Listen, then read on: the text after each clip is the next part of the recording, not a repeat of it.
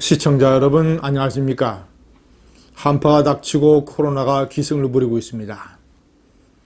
특별히 건강한 새로운 한 주를 맞이하시기 바랍니다. 야당의 독재가 횡행하고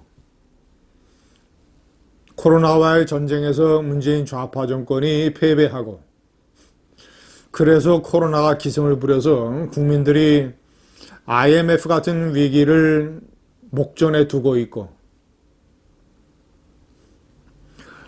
국민들이 말할 수 있는 자유, 표현의 자유, 언론의 자유를 틀어막는 각종 법들이 국회에서 통과가 됐는데 사실상 중세 암흑시대 같은 시대가 도래하고 있는데 제1야당 국민의힘이 무슨 뜬금없이 대국민 사과를 한다고 이런 코미디 같은 일을 계속하고 있습니다. 처음에는 박근혜 대통령 탄핵 소추가 제기된 12월 9일에 맞춰서 하겠다고 김종인 비대위원장이 추진을 하더니 여러 가지 비판 여론이 있고 또 제가 지적하는 독재와 코로나 이런 전국의 사태가 이어지니까 시간을 질질 끌다가 체면을 살리기 위해서 이번 주 내에는 하겠다고 합니다. 야당의 필러버스트가 끝나면 15일 이후 적절한 시점에 하겠다고 합니다. 2명의 전직 대통령이 감옥에 갔는데 한 명은 탄핵이 됐는데 당시 집권 세력으로서 국민의힘이 제대로 혁신하지 못했다라는 내용이라고 합니다.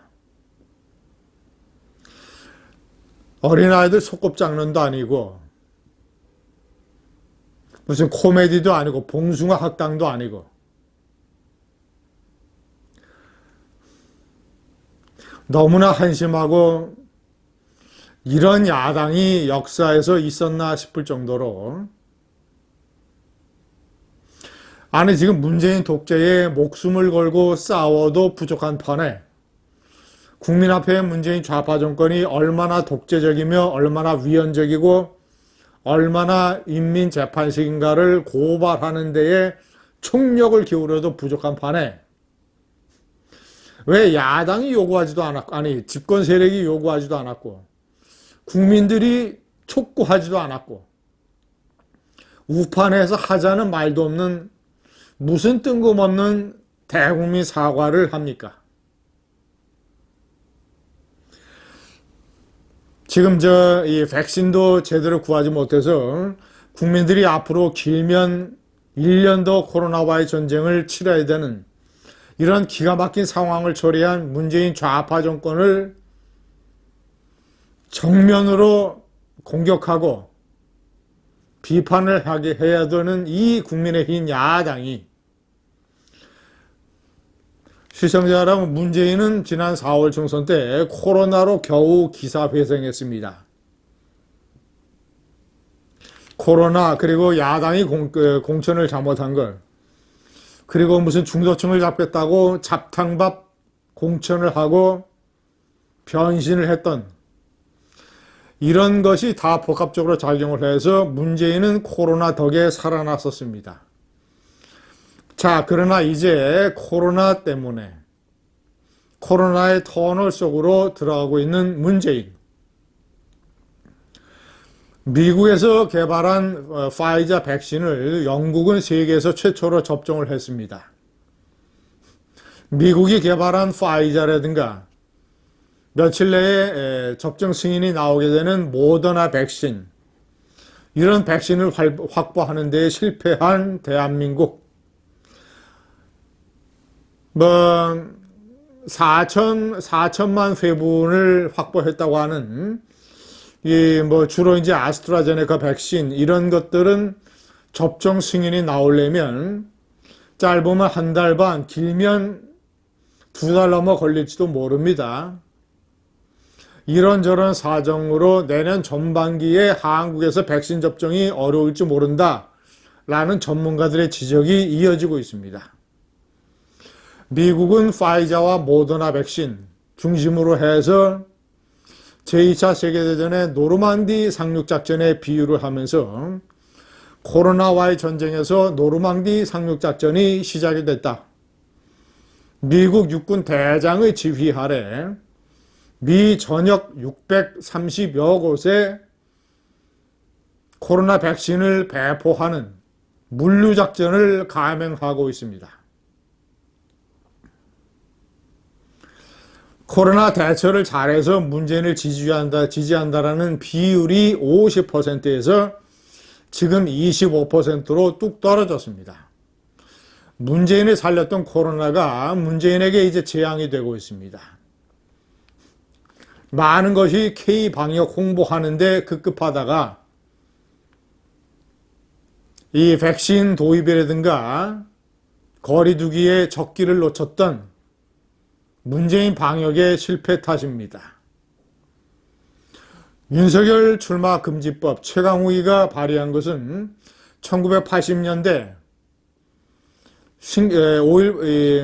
전두환 신군부가 만들었던 정치풍토 쇄신을 위한 특별조치법, 김대중, 김영삼을 포함한 500여 명의 정치활동을 금지시킨 법안과 발상이 똑같습니다. 자신들이 민주화의 대부라고, 민주화의 성인이라고 추앙받는 김대중을 정치활동을 못하게 했던 그 법을 그대로 본따서 윤석열의 출마를 금지하고자 하는 법. 최진석 서강대 철학과 명예고수가 나는 5.18을 저주한다라고 하는 5.18 당시 광주에서 21살에 5.18을 겪었던 전남 한평 출신의 최진석 교수.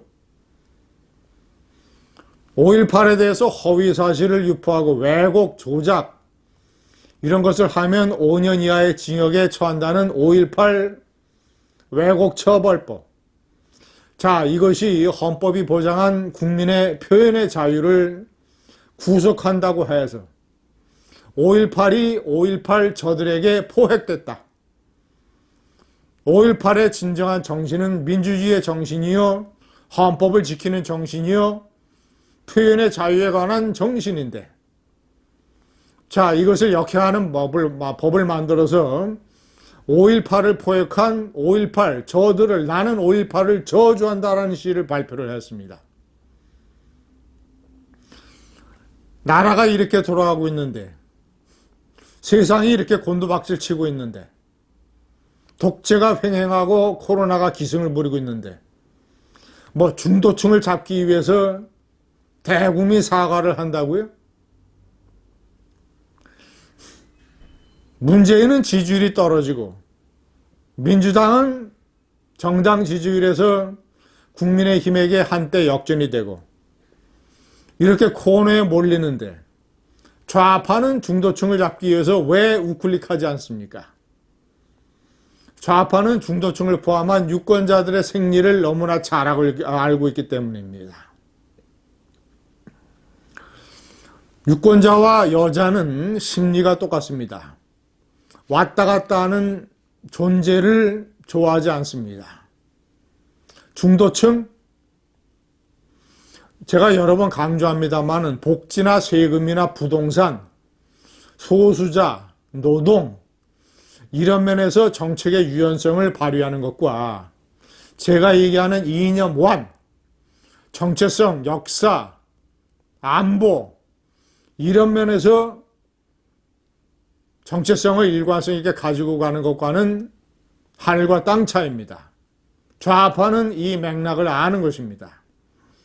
그러니까 이념완에 관한 좌파의 정체성에 관해서 절대로 사과하거나 후퇴하지 않습니다.